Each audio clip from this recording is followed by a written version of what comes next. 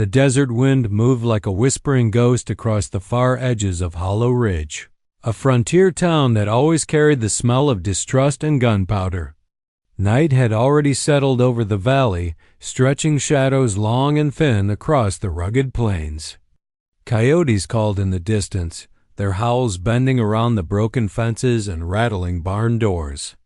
But inside a small adobe cabin on the town's outskirts, Mira Talasco, a 30-year-old woman with raven black hair and eyes shaped by hardship, felt something far worse than the chill of the desert. She felt the weight of foreboding. Mira had lived in Hollow Ridge for only 7 months, ever since she had married Athan Redwater, an Apache scout known for his silent strength and unwavering loyalty.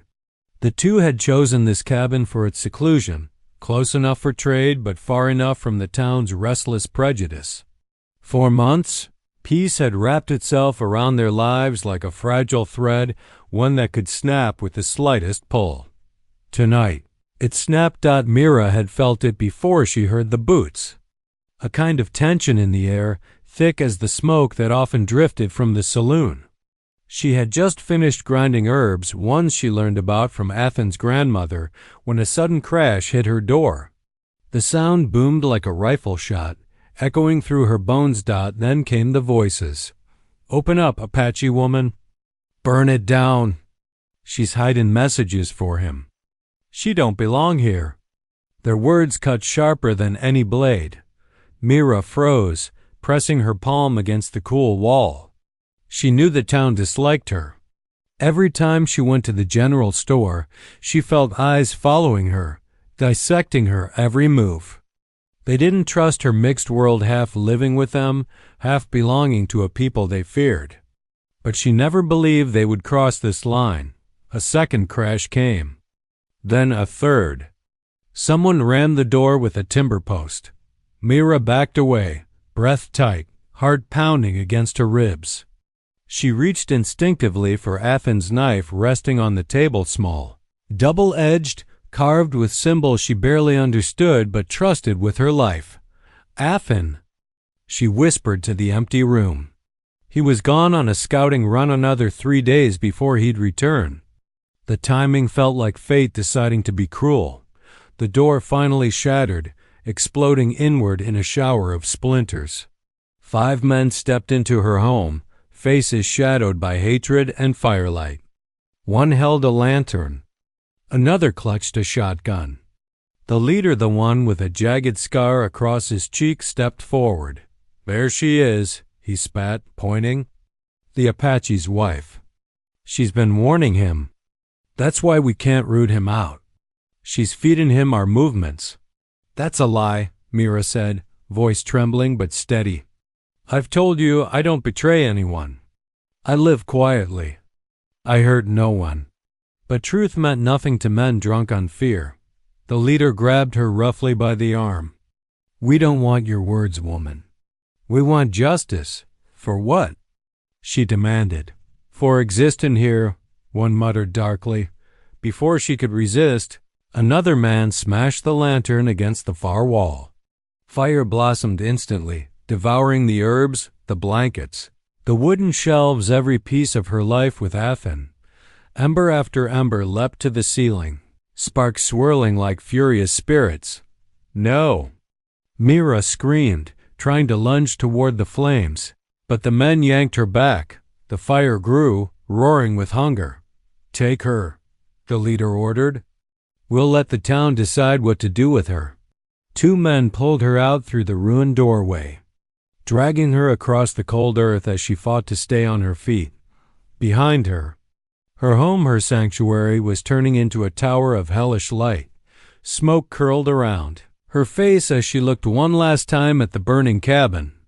She could almost see Athan's shadow carved in the flames, as if the fire itself remembered him.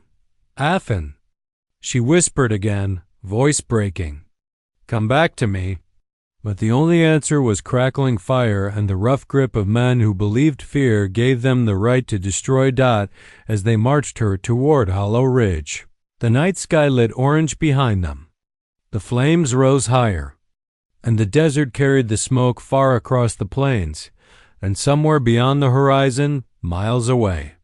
Athan Redwater halted mid-stride, his instincts tightening like a noose around his heart. Something was wrong, very wrong.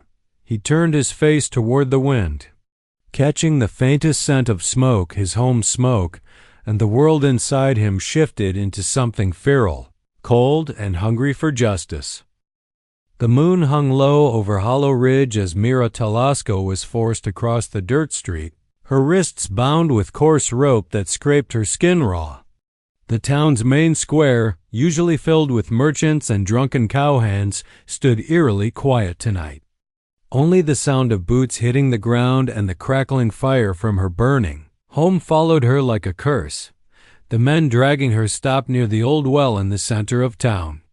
Lanterns flickered from porches, casting long skeletal shadows across the timber buildings. Windows creaked open as townspeople peeked out, whispering in fear-soaked murmurs. "Bring her forward," barked the scar-cheeked leader. His name was Grayson Thorne, a ranch foreman known for a temper hotter than July iron. His eyes sharp, pale, untrusting, never left Mira. Two men shoved her down onto her knees.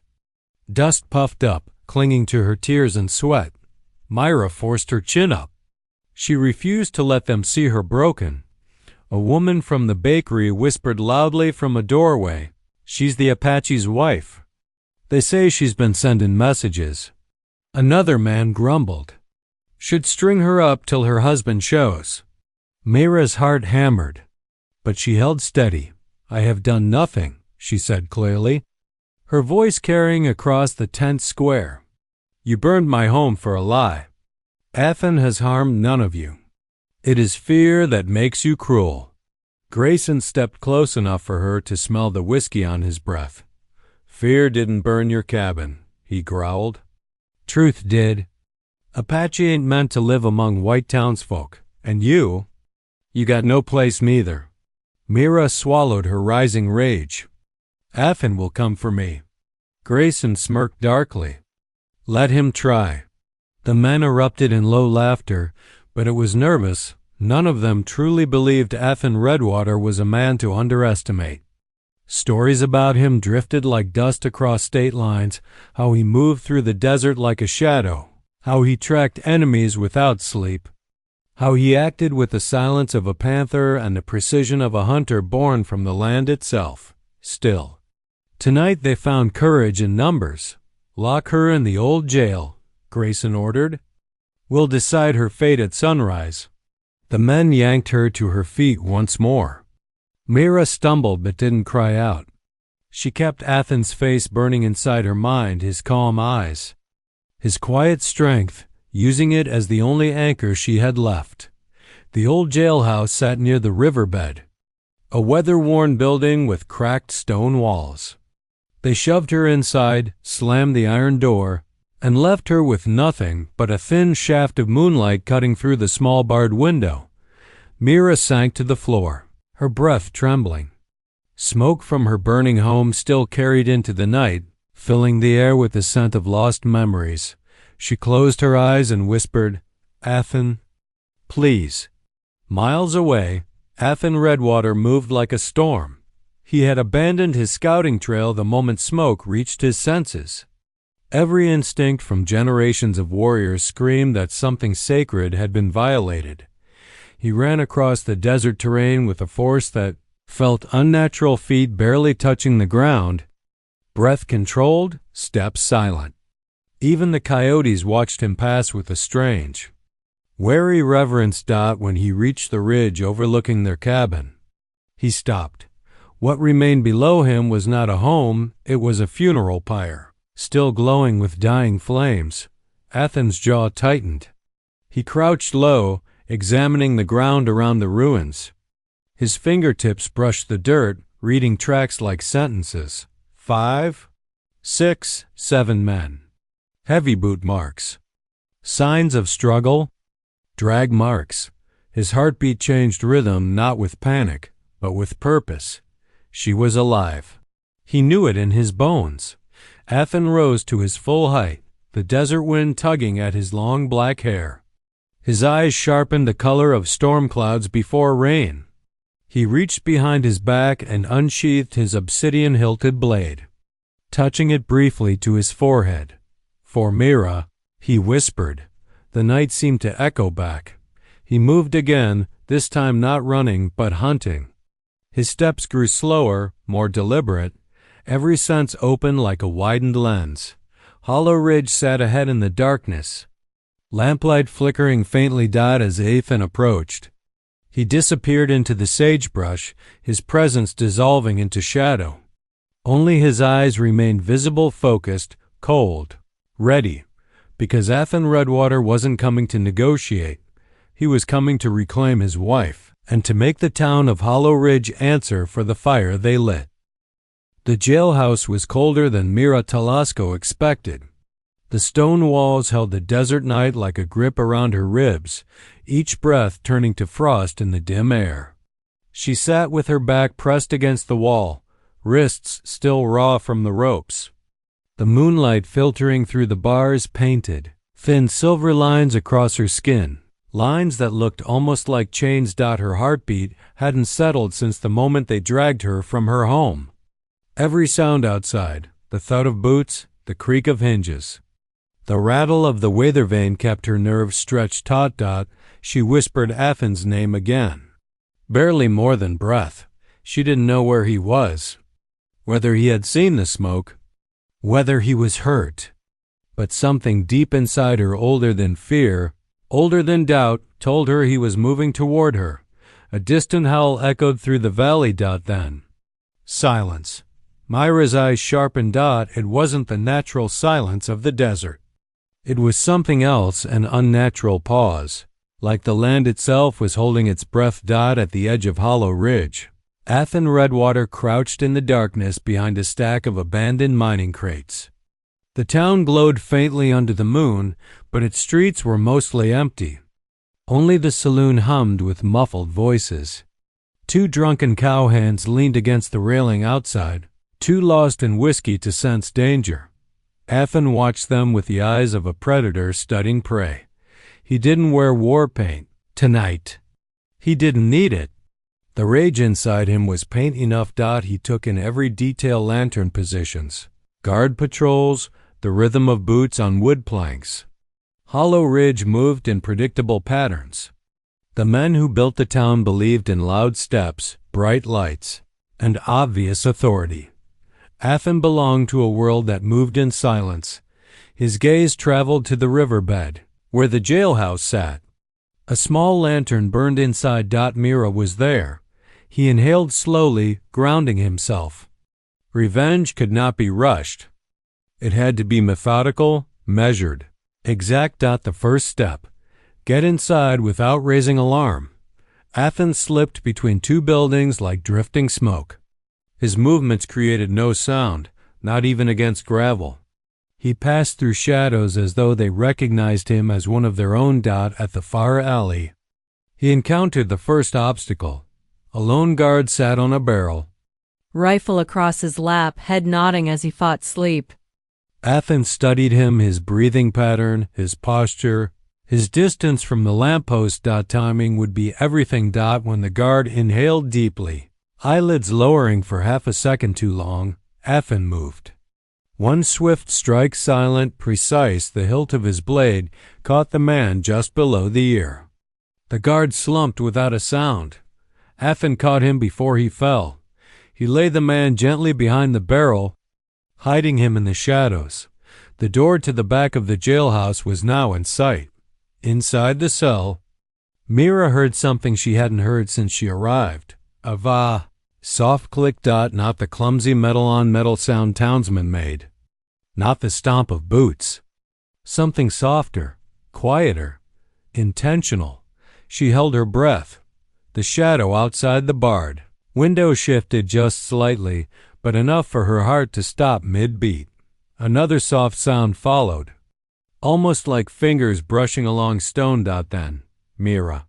The whisper came from beyond the window. Her breath broke. Relief flooded her eyes like sudden warmth. Athan, she whispered, Are you hurt?" His voice stayed low, controlled. "No, not yet." "Stand back," he said. Mira moved away just as the metal lock on the window was expertly turned. Not force-picked. A second later, Athan's hand appeared through the bars, gripping the frame. He scanned her face with a mixture of fury and tenderness. "They will answer for this," he murmured. Voice steady but burning. Before Mira could respond, distant footsteps approached 3 men, laughing, heading toward the riverbed trail. Athan disappeared instantly from the window. Mira rushed forward, gripping the bars. "Athan, quiet," came his whisper from the shadows. "I will take them one by one." Her heart hammered with fear. Not for herself, but for the men who dared harm her. The footsteps grew louder. Mira pressed her hand over her mouth. 3 men passed by the jailhouse. One reached for the door handle, and before he could grip it, a soft thud sounded. Then another. Then a third. Each man dropped before he even understood. He was dying. The night swallowed their bodies whole. Mira trembled. Athan had returned. Athan had begun. Hollow Ridge had no idea what was coming. The wind carried the faint smell of smoke from the ruins of the town, but Mira Talasco's thoughts were far from its ashes. She had been taken from her home, her world reduced to cinders by the very people she had once trusted, and now every step she took was shadowed by the memory of that night. Athan Redwater had arrived not long ago, his presence a storm of raw power and quiet vengeance. Mira had never met anyone like him. His eyes, black and endless as the desert night, held a depth that made her feel both seen and protected. Athan had insisted they move away from the town's borders, deep into the canyons and mesas where the Apache could hide. Yet even among the rugged beauty of the land, Mira could not shake the image of her burning house, the flames consuming her past and everything she had loved. She had been strong before, but the weight of grief and fear made her feel fragile, like a lone leaf on a violent wind. "Do you blame yourself?"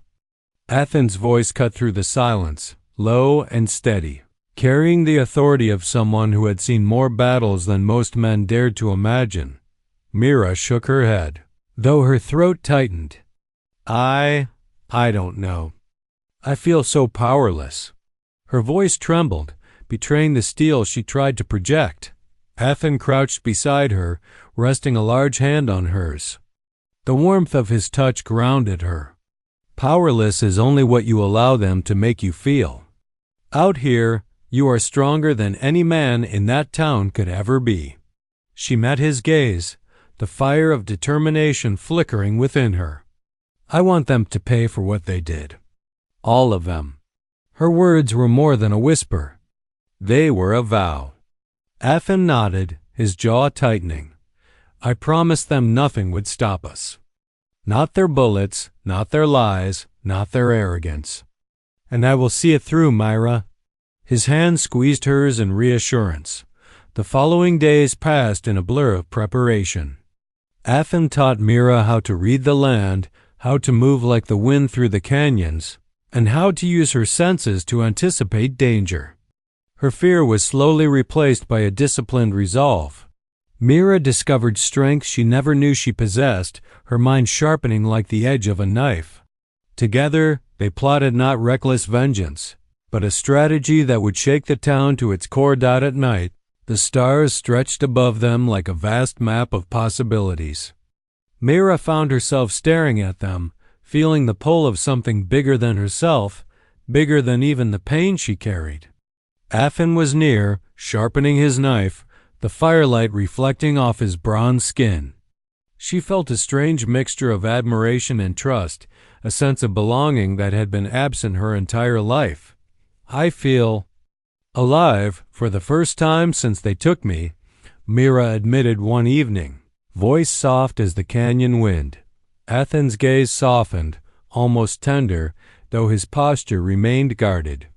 "Alive doesn't mean safe, but it does mean capable. And soon, Mira, they will understand what it means to face us." The day of their approach was silent, almost surreal.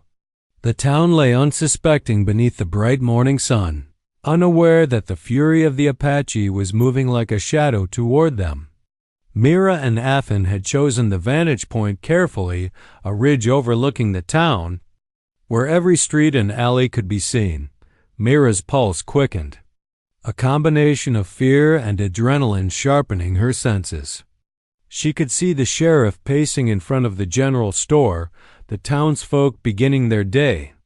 Oblivious to the storm on the horizon, "They will not see us coming until it is too late," Athan whispered, his eyes scanning the streets with predator-like precision. "And when they do, they will regret every cruel act, every false accusation, every spark of hate that burned our world." Mira's hands tightened around her bow. She drew a deep breath, letting the anger and loss fuel her resolve. Today they would take back control. Today they would reclaim justice in a way the town could never forget. The first arrow whistled through the morning air, marking the beginning of a reckoning that would echo through every canyon and mesa of the Old West. The sun had risen high, spilling harsh light across the town that had once mocked and destroyed Mira Talasco's life.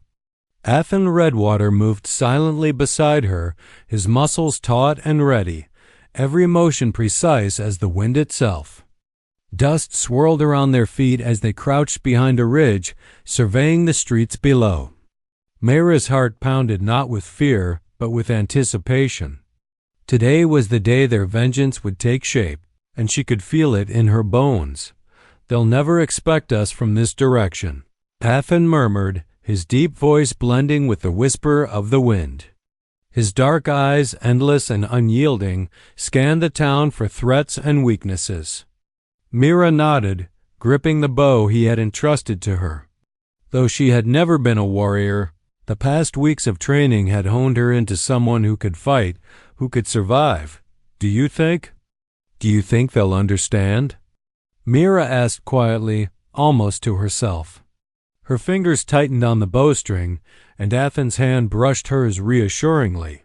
"They will understand fear, and they will understand justice," he replied, his tone unwavering. "What they did, what they took from you, will not go unanswered. Not by me, and not by you." They descended the ridge carefully, moving through the sparse brush that shielded them from view. Every shadow, every rooftop, every alley became a point of calculation. Athan's presence was commanding, the kind of force that demanded attention even from the wind. His shirtless form glistened with a sheen of sweat under the sun, each movement deliberate, each step powerful. The tribal jewelry he wore, beaded necklaces, silver bracelets, and feathered ornaments, caught the sunlight, reflecting streaks of brilliance across the ground. Mira followed silently, her resolve hardening with every step. She remembered the night her home had burned, the screams that had pierced the darkness, and the faces of those who had destroyed everything she loved. Their cruelty had been blatant, unrepentant. Now, with Athan by her side, she felt like the storm she had been waiting for, the reckoning they would not see coming. Athan led them to the back alleys, where the town's defenses were weakest. Mira peered around a corner, spotting the sheriff and a few townsmen lingering near the general store. Their postures were casual, unaware of the shadows gathering against them. Mira drew her bow slowly, arrow nocked, feeling the tension in her muscles. Athan's eyes met hers for a brief moment, a silent acknowledgement of shared purpose. The first strike was precise. An arrow whistled through the air, landing in the wooden post beside the sheriff, startling him. Athan moved like lightning, drawing a long curved knife from his belt.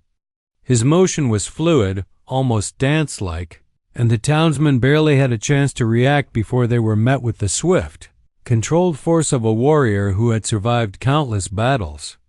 Mira released another arrow, her aim true, hitting a town guard who had attempted to flee. Chaos erupted. Mira's pulse surged with adrenaline as she realized how liberating the act of retribution felt, not just for her, but for the memory of her home, for the life stolen from her. Athan's movements were lethal and elegant, a terrifying yet beautiful display of strength and precision. The town, which had once been her prison, now became their battlefield. Mira ducked behind a barrel, catching her breath. Athan's eyes found hers again, and she saw no hesitation, only determination and trust. "We end this together," he said.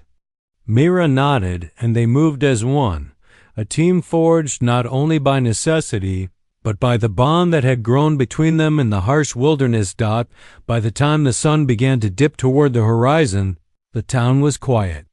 Smoke rose from overturned wagons, and the streets were littered with signs of the Apache's calculated justice. Mira stood beside Athan, her bow still in hand, feeling the weight of what they had done, but also a strange, empowering relief. "They will remember this day," Athan said, his voice calm but fierce. "Not as a night of destruction, but as a lesson. Never take what belongs to another." Mira lowered her bow, looking out over the town. She could feel the ghosts of her past finally lifting, replaced by something stronger, a sense of justice, a sense of power, and a sense that she had found a partner in Athan who would stand with her against anything. As the last rays of sunlight kissed the canyon walls, Mira realized that vengeance had brought not only retribution but clarity. She was no longer just a victim. She was a force. And alongside Athan Redwater, she knew that whatever challenges lay ahead, they would face them together. The sun had begun to sink behind the jagged cliffs, casting long shadows across the town that had once been Mira Talasco's prison and now lay at her feet. The quiet that followed the chaos of the day was eerie, almost suffocating, but Mira could feel the tension still crackling in the air. Athan Redwater moved beside her, muscles taut, eyes scanning every street and alley, as if expecting the town to rise against them once more. Mira wiped a smear of dust and blood from her cheek and exhaled slowly. "It's too quiet," she muttered, her voice carrying a hint of unease. Even after all that had happened, she could not shake the feeling that danger lurked unseen, like a shadow just beyond the firelight. Athan's gaze never wavered, his jaw set, every movement deliberate and controlled. "Quiet is dangerous," he said, voice low and steady.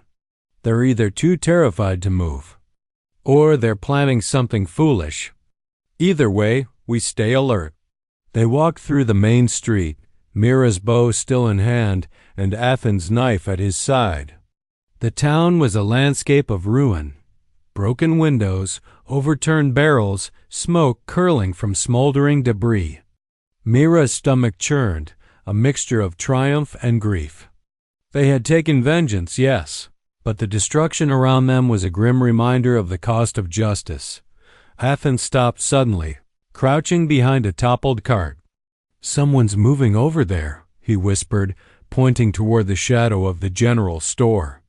Mira followed his gaze and saw a figure creeping along the alleyway. Without hesitation, she knocked an arrow and aimed, her hand steady despite the adrenaline coursing through her veins. Athan mirrored her stance, his posture fluid and commanding. The figure, a town enforcer, froze as the arrow thudded into the ground mere inches from his boots. Athan stepped forward, his presence overwhelming, and the man fell to his knees. Mira's heart pounded as she realized the power they now wielded, not just strength, but the ability to instill fear, to command respect and obedience. "You will leave this town," Athan said, his voice like a growl, "and you will tell everyone what happened here. Tell them justice has a name and it has come for them." The man nodded frantically, fear etched into every line of his face. Mira watched silently, feeling a rush of satisfaction and sorrow. This was not glory, it was balance restored. Though the scars would remain. As night descended, Mira and Athan climbed to a high vantage point overlooking the town. The fire still glowed in the streets below, casting dancing shadows against the wooden buildings. Mira's mind wandered to the life she had lost, to the home that had been burned, to the people who had wronged her. But Athan's presence was a constant anchor, his broad shoulders and unwavering gaze reminding her that she was no longer alone. "You've changed," she said softly, almost to herself. "Not just in skill, but in who you are. I don't recognize the woman I was." Athan's eyes softened, a fleeting glimpse of warmth cutting through the intensity of his warrior's exterior. "You're still the woman I met," he replied. "Stronger now, tempered by fire. You survived what no one else could, and you carry that strength with you. That is the real power, Mira." The wind picked up, rustling through the canyon, carrying the faint scent of sage and smoke. Mira breathed it in deeply, feeling a strange peace settle over her. The town below was broken, yes, but it was also a testament to their survival, their unity, and the fierce bond that had grown between them. Hours later, as the moon rose high and silvered the landscape, Mira and Athan stood side by side, watching the last embers die out. There was no applause, no recognition, no celebration, only the quiet acknowledgement of what had been achieved. They had taken vengeance, reclaimed justice, and survived the night. Mira laid a hand on Athan's arm. "Do you think it's truly over?" she asked. Athan shook his head slowly, eyes on the horizon. "Nothing is ever truly over, Mira, but we faced it together, and that makes us unstoppable. Whatever comes next, we'll face it as one." For the first time in weeks, Mira allowed herself a small, genuine smile. She was no longer merely a victim. She was a survivor, a warrior, and alongside Athan Redwater, she had found a partner in both vengeance and life.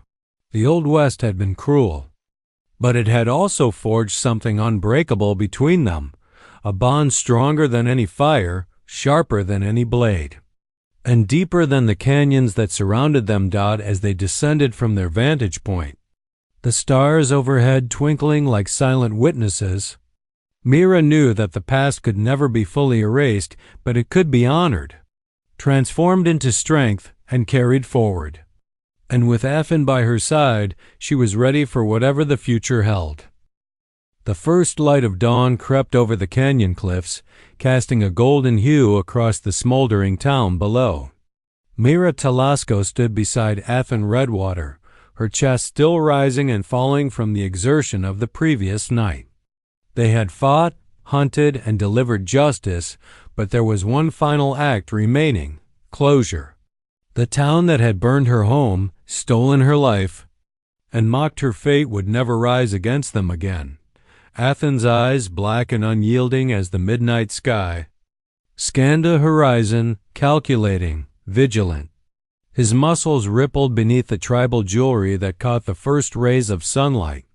Mira marveled at him not just for his strength, but for his unwavering loyalty, his honor, and the way he had transformed from a fierce protector into something more, a partner, a comrade, and perhaps a kindred spirit.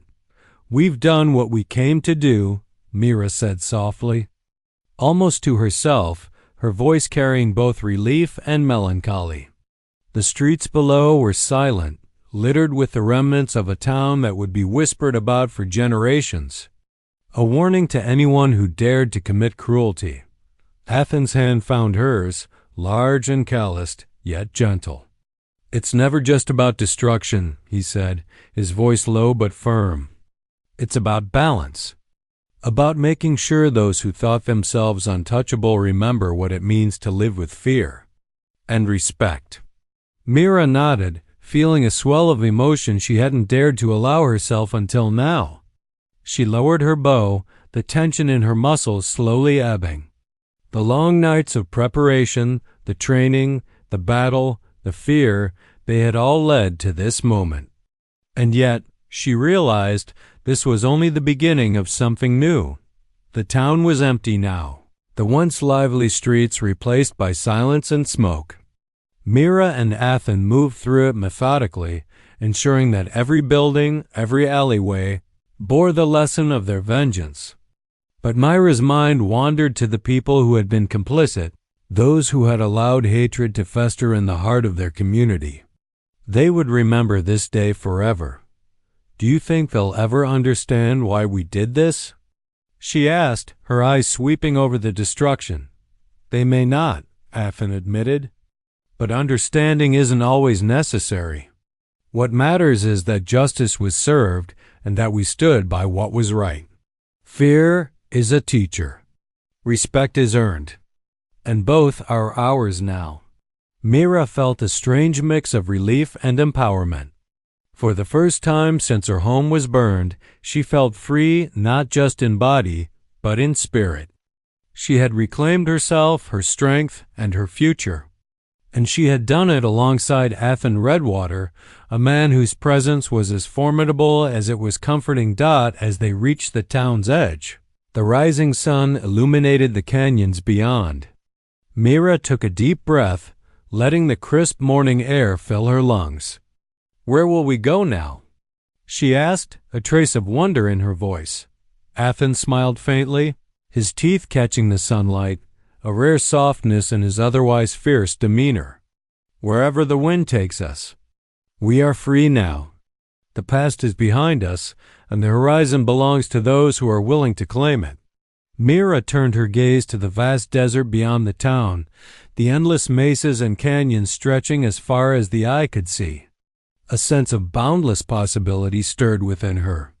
She realized that while vengeance had brought closure, it was the bond she shared with Athan, the trust, the respect, the unspoken understanding that would carry her forward. They walked side by side, their shadows stretching long across the desert floor. Mira felt the sun warming her face, the wind tousling her hair, and for the first time in years, she felt truly alive. The town behind them was a memory, a lesson written in fire and fear. Ahead of them was the open land, the promise of freedom, and the knowledge that together they were unstoppable. Athan glanced at her, his dark eyes softening for a fleeting moment. "Whatever comes next," he said, "we face it together." Mira smiled, her spirit strong and unwavering. "Together," she echoed. The sun rose fully over the horizon, bathing the canyons in golden light as Mira Talasco and Athan Redwater rode into the vast open wilderness. The Old West stretched before them like a canvas, and for the first time, they were not merely survivors, they were the authors of their own destiny. And in the quiet, powerful beauty of that morning, they vanished into the horizon, leaving behind a story of vengeance, love, and justice that the Old West would never forget.